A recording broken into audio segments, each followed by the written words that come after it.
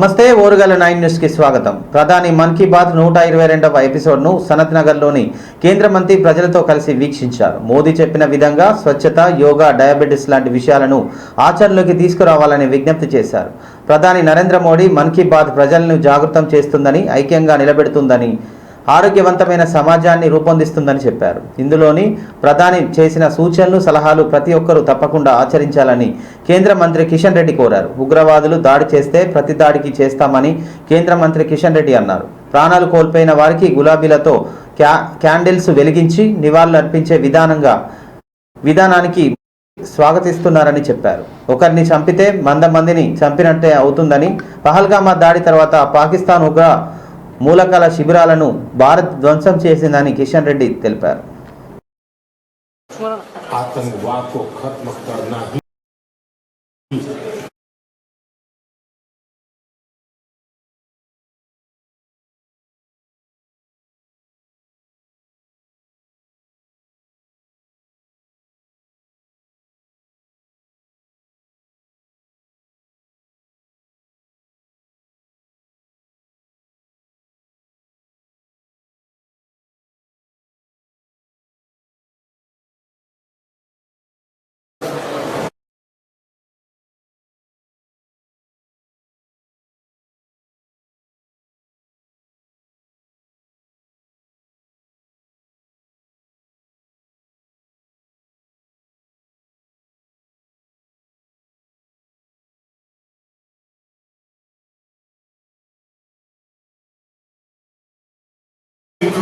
నా బిడ్డ బాగా తిరిగిబిడ్డ అని పెడితే పెద్దగా ఇబ్బంది.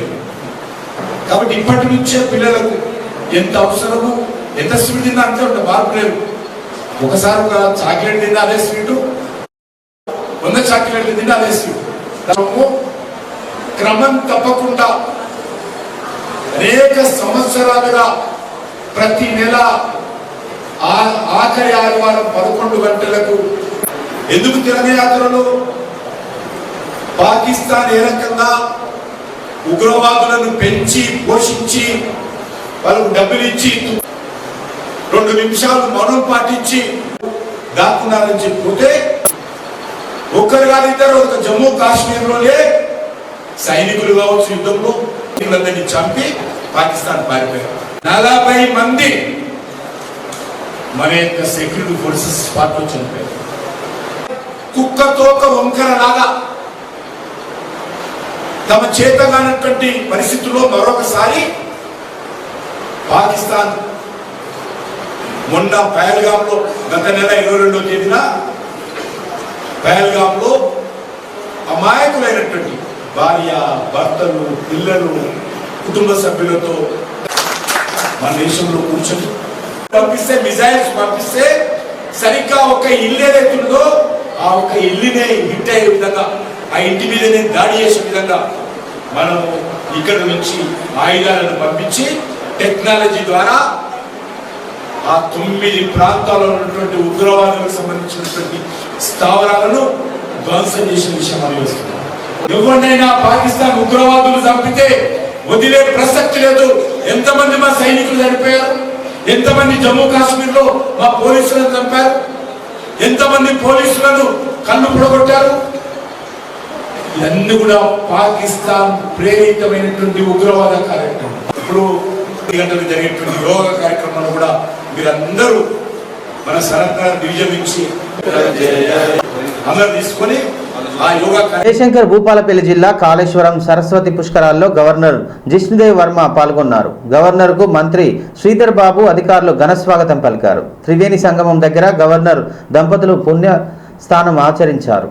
అనంతరం ముక్తేశ్వర స్వామిని దర్శించుకున్నారు. 7 కిలోమీటర్లకు ట్రాఫిక్ జామర్ వైపు ఉదయం నుంచి భక్తులు భారీగా తరలి వస్తున్నారు. భారీగా ట్రాఫిక్ జామ్ అయింది.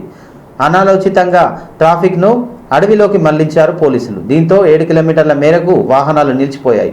ఎటు వెళ్ళక 5 గంటలు అడవుల్లోనే ఇబ్బందులు పడుతున్నారు భక్తులు. ఇవాళ దాదాపు 5 లక్షల వరకు పైగా భక్తులు వచ్చారని అధికారులు అంచనా వేశారు.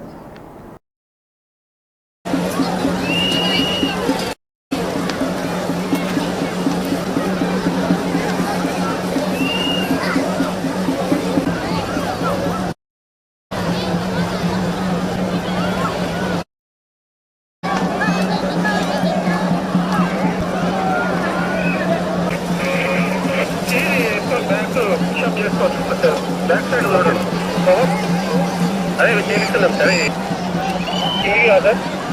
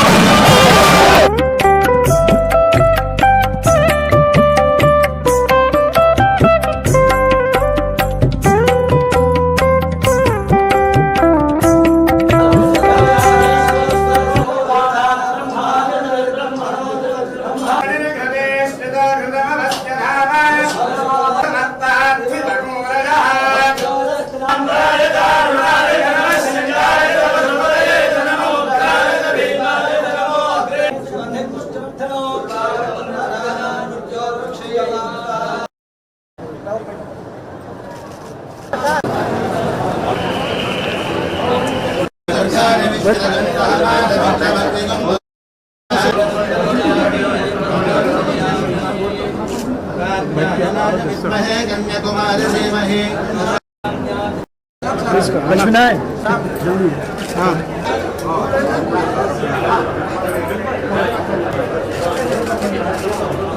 सर आना ना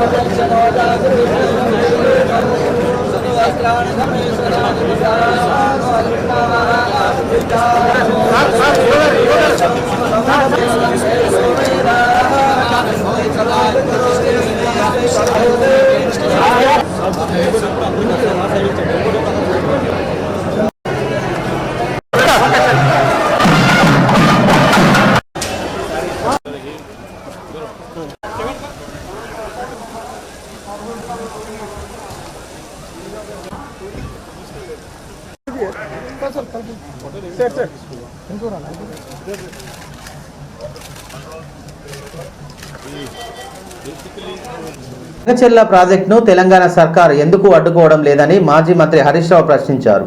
ఏపీ బనకచెర్లలో తెలంగాణకు తీవ్ర నష్టం వాటిల్లుతుందన్నారు. బనకచెర్ల విషయంలో ప్లాన్ ప్రకారమే కుట్ర జరుగుతుందన్నారు. తెలంగాణ ప్రాజెక్టులను ఏపీ ప్రభుత్వాలు అనేకసార్లు అడ్డుపడ్డాయన్నారు. కోర్టులు కేసులు కూడా వేశారని చెప్పారు. నిబంధనల్ని ఉల్లంఘించి ఏపీ కొత్త ప్రాజెక్టులను కడుతుందని హరీష్ రావు వ్యక్తం చేశారు. బనకచెర్లపై తెలంగాణ, కర్ణాటక, మహారాష్ట్ర అభిప్రాయాలు తీసుకోరాని ప్రశ్నించారు. బనకచెర్ల ప్రాజెక్టుకు కేంద్రం ఎలా అనుమతిస్తుందని హరీష్ రావు అన్నారు. ఏపీలో పోలవరానికి జాతీయ హోదా ఇచ్చారు. తెలంగాణ ప్రాజెక్టులకు జాతీయ హోదా ఎందుకు ఇవ్వరని ప్రశ్నించారు. తెలంగాణ భవన్లో మీడియాతో మాట్లాడిన హరీష్ రావు రేవంత్ సర్కారు బనకచెర్ల ప్రాజెక్టును ఎందుకు అడ్డుకోవడం లేదు అని ప్రశ్నించారు. నీతి ఆయోగ్ మీటింగ్లో రేవంత్ ఎందుకు మాట్లాడలేదని అన్నారు. బనకచెర్ల తరలించే సముద్రంలో కలిసే నీళ్లు కాదా అని ప్రశ్నించారు. తెలంగాణ వాడకపోవడం వల్ల కిందకి వెళ్లే నీటివి అనుమతులు లేకుండా ప్రాజెక్టులు కడుతుంటే కాంగ్రెస్ ఎందుకు ప్రశ్నించలేదని ప్రశ్నించారు. నీళ్లను ఏపీ తీసుకెళ్తుంటే కాంగ్రెస్, బీజేపీ ఎంపీలు ఎందుకు మాట్లాడడం లేదని ప్రశ్నించారు. కేంద్రం అనుమతిస్తుంటే ఎంపీలు, కేంద్ర మంత్రులు ముద్దునిద్ర పోతున్నారా అని ప్రశ్నించారు. ఇవాళ తెలంగాణ ఉద్యమం పుట్టింది కూడా నీళ్ల నుంచే పుట్టింది. సో అంత ప్రాధాన్యత కలిగినటువంటి నీళ్లకు సంబంధించి ఈ రాష్ట్ర ప్రభుత్వము నాయకుల రూపంలో ఈ రాష్ట్రానికి కుట్ర జరుగుతూ ఉంది. గోదావరి బంకచెర్ల ప్రాజెక్ట్ ఏదైతే ఆంధ్రప్రదేశ్ ప్రభుత్వం తలపెట్టిందో ఈ ప్రాజెక్టు నిర్మాణం వల్ల ఇదే చంద్రబాబు నాయుడు గారి ప్రభుత్వము అప్రాప్రియేట్ డిపెండబిలిటీ క్రైటీరియా పథకానికి అనుమతి ఇవ్వద్దు, ఇది కొత్త ప్రాజెక్టు, మీరు ఎట్లా స్టార్ట్ చేస్తారు, దీన్ని ఆపాలి అని చెప్పి స్వయంగా చంద్రబాబు నాయుడు గారు ఆయనతో రాసిన లెటర్. సరే ఇట్లా ఇవన్నీ ఒకటి కాదు రెండు కాదు, ఆంధ్రప్రదేశ్ ప్రభుత్వం రాసిన 20-30 లెటర్ కమిషన్ క్లియరెన్స్ తీసుకోవాలి. నంబర్ నువ్వు కడతామన్న మూసీ సుందరీకరణకు ఇదివరకు డిఫెన్స్ ల్యాండ్ రాలే. మూసీ సుందరీకరణ ప్రాజెక్టుకు ఇప్పటికీ అదేది వరల్డ్ బ్యాంక్ నుంచి అప్పు రిటర్న్ కొట్టిండ్రు. మరి ఆ 959 టీఎంసీలను మనం వాడుకోవాలి కదా. ఇవాళ పైకి ఏం మాట్లాడుతున్నారు, లేదా ఇవి సముద్రంలో కలిసే నీళ్ళు అంటున్నారు. సముద్రంలో కలిసి బీజేపీ ఎంపీలు మాట్లాడరు, నా కాంగ్రెస్ ఎంపీలు మాట్లాడరు. పార్లమెంట్ను స్తంభింపజేయాలి కదా. ఏం చేస్తున్నట్టు బీజేపీ ఎంపీలు, కాంగ్రెస్ ఎంపీలు? ఎవరికి కూడా బాధ్యత లేదా? మరి మీరు సిడబ్ల్యూసికి వెళ్ళి ఏ రకంగా గోదావరి బంకచెర్లకు అనుమతిస్తారో ప్రశ్నించారా? కేబినెట్ మీటింగ్లో ప్రధానమంత్రి గారికి మీరు చెప్పరా? ఇవాళ ఎంత దుర్మార్గం అంటే ఏ అనుమతి లేదు దానికి. నా జిఆర్ఎంబి అనుమతి లేదు, సిడబ్ల్యూసి అనుమతి లేదు, ఎన్విరాన్మెంట్ క్లియరెన్స్ లేదు, అపెక్స్. మరి కేంద్రం అనుమతిస్తుంటే ఆ ప్రభుత్వంలో ఉన్న కిషన్ రెడ్డి, బండి సంజయ్లు ఎందుకు మౌనంగా ఉంటున్నారు? రాష్ట్ర ప్రయోజనాలు మీకు పట్టవా? తెలంగాణ ప్రభుత్వం అన్ని అనుమతులతో మేము భారతదేశంలో భాగంగా కాదా? మరి భారతదేశ అభివృద్ధిలో తెలంగాణ భాగస్వామ్యం లేదా? హక్కులు కాపాడడానిక ఈ రాష్ట్ర హక్కులు హరిస్తుంటే కళ్ళు మూసుకొని కూర్చోవడానికి ఉన్నారా అని చెప్పి నేను అడుగుతా ఉన్నాం. కొన్ని ప్రాసెస్లో ఉన్నాయి. బీజేపీ తెలంగాణకు ద్రోహం చేస్తూ ఉంది. అంటే ఒక అవార్డులో 3 కలిపితే ఎంత అవుతుంది? 147 టీఎంసీలు అవుతుంది. పూర్తి చేసిండ్రా? చేసి 90,000 క్యూసెక్కులు తీసుకుపోతామని లైన్ పూర్తి చేస్తే 6,50,000 ఎకరాలకు ఇస్తాను మొదటి ఏడాది. ఏడాది అర్థమైంది 6,000 ఎకరాలకు కూడా నీళ్ళు ఇయ్యలే. అధికారులతో, చీఫ్ ఇంజనీర్తో ఉత్తరం రాయించి ప్రత్యేక అసెంబ్లీ సమావేశం పెట్టి గోదావరి బనకచెర్ల ప్రాజెక్టును తెలంగాణ రాష్ట్రం తీవ్రంగా వ్యతిరేకిస్తుందని అసెంబ్లీలో చర్చించి అసెంబ్లీలో ఏకగ్రీవ తీర్మానం చేసి కేంద్ర ప్రభుత్వానికి పంపాలని చెప్పి మేము డిమాండ్ చేస్తూ ఉన్నాం. తెలివైనటువంటి వాళ్ళు, కలిగిన ప్రతిపక్ష పార్టీగా, ప్రజాప్రతినిధులుగా ఇటు కేంద్ర రాష్ట్ర ప్రభుత్వాలకు దృష్టికి తెస్తా ఉన్నాం. రాష్ట్ర ప్రభుత్వం కూడా మొద్దు నిద్ర వీడి తక్షణమే అఖిలపక్షం పిలవాలి, అసెంబ్లీ సమావేశాల్ని పిలవాలి, సుప్రీంకోర్టుకు వెళ్ళి మరి మన రాష్ట్ర హక్కులు కాపాడాలని చెప్పి డిమాండ్ చేస్తున్నాం. ఈ సమావేశంలో 2 తీర్మానాలు సీఎంలు, డిప్యూటీ సీఎంలు సమావేశం ఢిల్లీలో కొనసాగుతుంది. ప్రధానమంత్రి మోదీ అధ్యక్షతన ఈ భేటీ జరుగుతుంది. ఆపరేషన్ సింధూర్ తర్వాత తొలిసారి ఈ సమావేశాన్ని నిర్వహించారు. ఆపరేషన్ సింధూర్కి సంబంధించిన వివరాలను సీఎంలు, డిప్యూటీ సీఎంలు, కేంద్ర మంత్రులు వివరించారు. ఈ సమావేశంలో 2 తీర్మానాలు చేయనున్నారు. ఆపరేషన్ సింధూర్ విజయంపై మోదీని అభినందిస్తూ ఒక తీర్మానం, దేశవ్యాప్తంగా కుల జనగణన చేపట్టడంపై మరొక తీర్మానం చేయనున్నారు. ఇదే సందర్భంగా ఆపరేషన్ సింధూర్పై కాంగ్రెస్ సహా విపక్ష పక్షాలు విమర్శలను తిప్పికొట్టే విధంగా అంశంపై ఈ భేటీలో చర్చ జరగనుంది. తెదేపా అధినేత ఏపీ చంద్రబాబు నాయుడు మినహా ఎన్డీఏ పాలిత రాష్ట్రాల సీఎంలు, డిప్యూటీ సీఎంలు ఈ సమావేశానికి హాజరయ్యారు. ముందుగా నిర్ణయించిన కార్యక్రమం కారణంగా చంద్రబాబు హాజరు కాలేదు.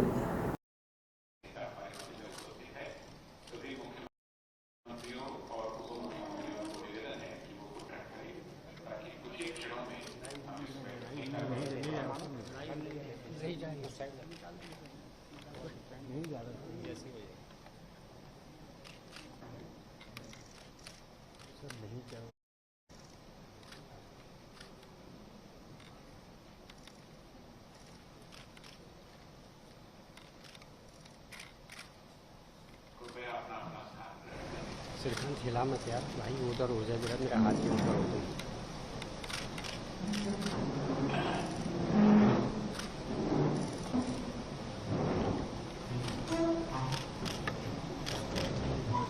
इससे पहले कि हम बैठक की कार्यवाही को प्रारंभ करें, बीच में आतंकी हमला हुआ के बाद ऑपरेशन जिनको सर्वोच्च बलिदान देना पड़ा,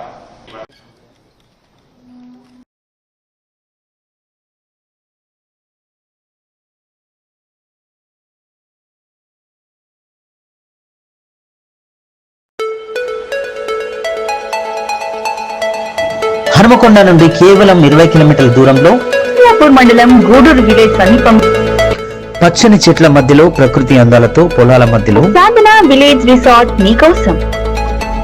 సాధన village resorts, games room, play ground, swimming pool, sound system, food supply, మీకు కావలసిన వస్తువులు 4 ఏసీ కాటేజ్లతో ఆహ్లాదకరమైన ప్రదేశంలో తీర్చిదిద్దాం. Sadhana lodge, AC, non AC room, Alankar centre, Hanamkonda సౌకర్యం కలదు. అతి తక్కువ ధరలతో మీ సాధన విలేజ్ రిసార్ట్స్ మీకు అందుబాటులో. వెంటనే బుక్ చేసుకోండి. 9949122072, 9494859609, 9154126122 వాట్సాప్ ద్వారా. అతి తక్కువ ధరలతో మీ సాధన విలేజ్ రిసార్ట్స్ మీకు అందుబాటులో.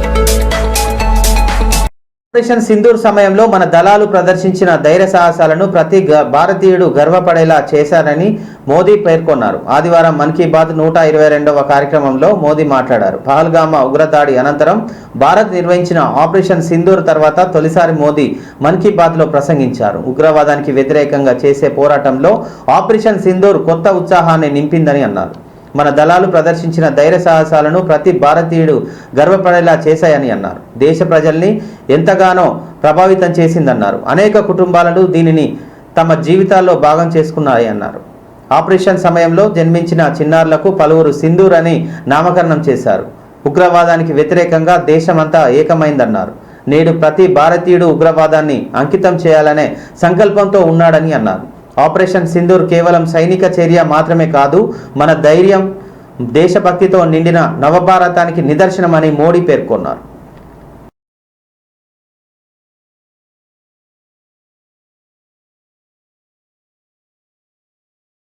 आतंकवाद के खिलाफ एकजुट है, आक्रोश से भरा हुआ है, संकल्पबद्ध है। आज हर भारतीय का यही संकल्प है, वो अद्भुत है, देशभक्ति के भावों से भर दिया है।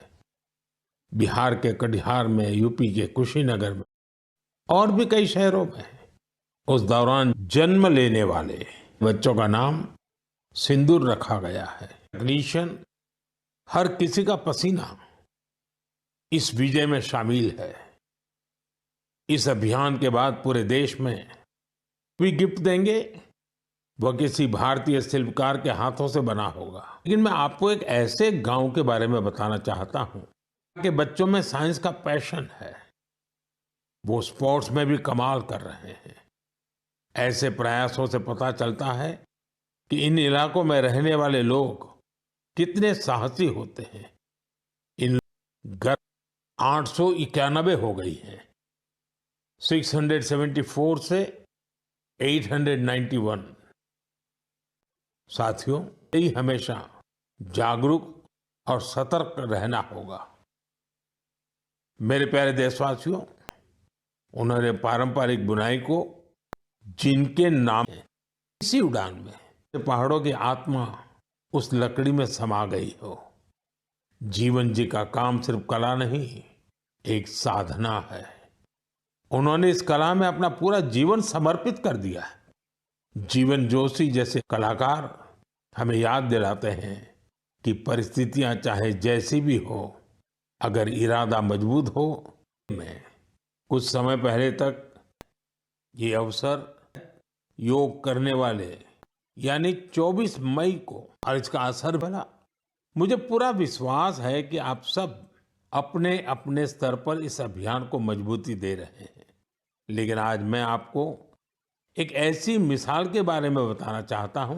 अपने लक्ष्य में एक मिशन और जोड़ा, स्वच्छता का। चोटी के पास जो कचरा पड़ा था, देश के लिए अपना योगदान जरूर देना चाहिए। जब देश का हर 26 रिकॉर्ड बने, वेट जो हमें याद दिलाता है कि शहद सिर्फ मिठास नहीं बल्कि सेहत, स्वरोजगार और आत्मनिर्भरता की मिसाल भी है। पिछले 11 वर्षों में मधुमक्खी पालन में भारत में एक स्वीट रिवॉल्यूशन हुआ है। बाजार तक उनकी सीधी पहुंच बनाई गई। पश्चिम बंगाल और अरुणाचल प्रदेश में घुली होती है। युवा ने हुआ है, हनी बीज की कॉलोनी बच रही है। India star cricketer Virat Kohli, Anushka Sharma అయోధ్యలోని ప్రముఖ హనుమాన్ గిరివా దేవాలయాన్ని ఆదివారం సందర్శించారు. హనుమంతుని దర్శించుకొని ప్రత్యేక పూజలు జరిపారు. ఆలయ పూజారులు పూలమాలలతో కోహ్లీని, అనుష్క శర్మ దంపతులను సత్కరించారు. నుదుటన తిలకం దిద్దారు. తర్వాత స్వామివారి చిత్రపటాలను అందించారు.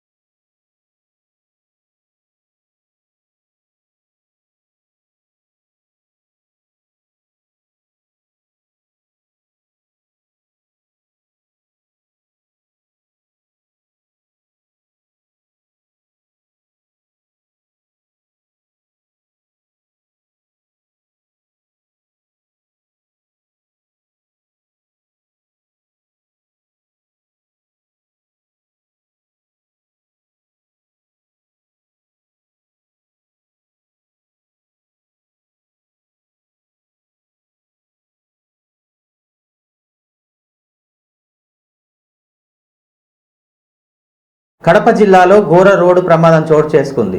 లారీ కారు ఢీకొనడంతో 5గురు మృతి చెందారు. చింతకొమ్మదిన్నె మండలం గువ్వల చెరువు ఘాట్ రోడ్లోని ఈ ఘటన చోటు చేసుకుంది. రాయచోటి నుంచి కడపకు కారులో వస్తుండగా గువ్వల చెరువు ఘాట్ రోడ్ వద్దకు కారుకు రాగానే వెనుక వైపు నుంచి లారీ అతివేగంతో ఢీకొంది. ఆ వేగానికి లారీ కారు వైపు పడడంతో కారులో ఉన్న 5గురు స్పాట్లోనే చనిపోయారు. మృతులలో 3 మహిళలు, 1 చిన్నారి ఉన్నట్లుగా పోలీసులు గుర్తించారు.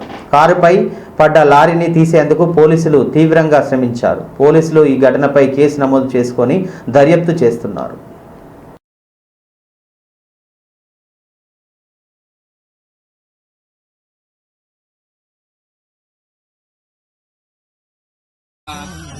ఆ తర్వాత వచ్చి 6 మంది ఉన్నారు. 6 మందిలో ఈ చిన్న పిల్లడు కానీ నా పిల్లడు అడ్డం వేయండి సార్.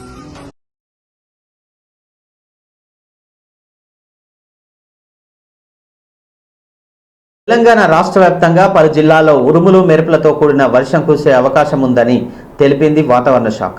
40 కిలోమీటర్ల వేగంతో కూడిన గాలులతో తేలికపాటి నుంచి ఒక మోస్తారు వర్షాలు కురిసే అవకాశం ఉందని తెలిపింది వాతావరణ శాఖ.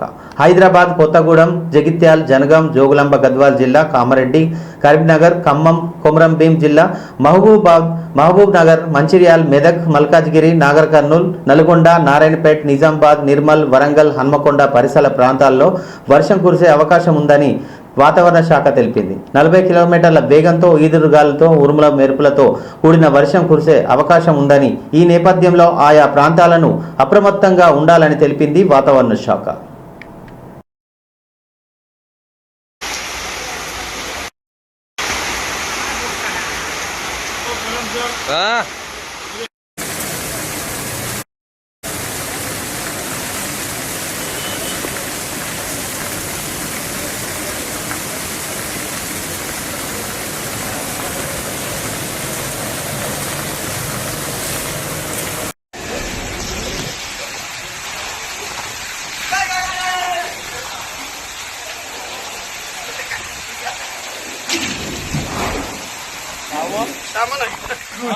सामाना गिरना शुरू है।